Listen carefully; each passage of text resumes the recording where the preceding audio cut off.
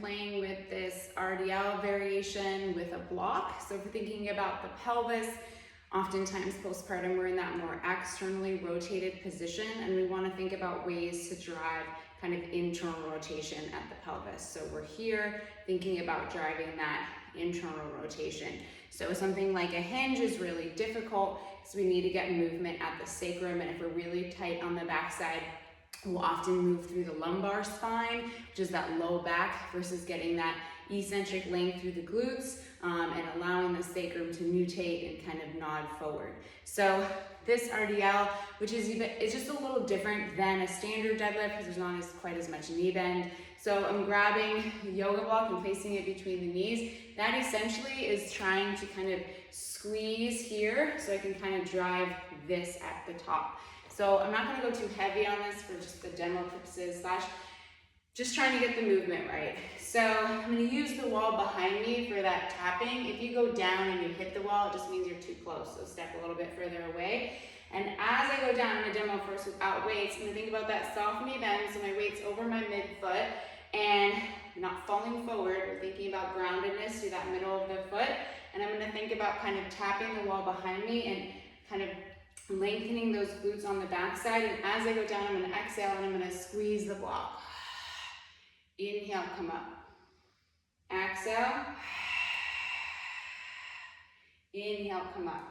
If you kind of get to a range and you feel like to go lower, you have to kind of round, you've kind of hit your end range. A lot of times with RDLs, we tend to round through the back and try and go all the way down to the floor, which isn't necessary. So if I'm holding dumbbells, I'm gonna think about finding a little bit of a soft knee bend. We just don't wanna be locked out, and finding that weight and pressure through the middle of the foot.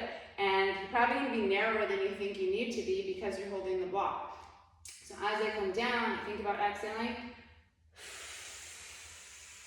That's about all I got for that length through the booty. I don't wanna make sure I don't fall backwards. Keep those lats engaged, not like shoulders back and down, but just not here, here. And then think about inhale up, and you can kind of unsqueeze the block. Exhale,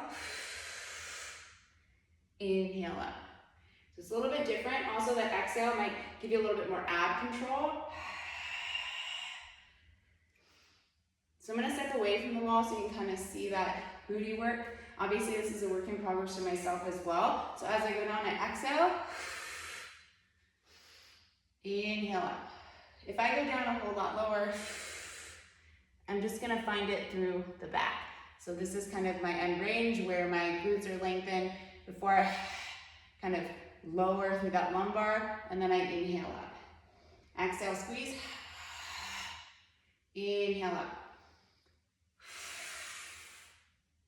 Inhale, release the block, come up. Inhale, come up. Oh, I caught myself there. So keep those knees soft. Think about bringing the hips through before the knees. Hips through, hips through, hips through, hips through. Knees stay soft. Even I went a little bit too far. Inhale up.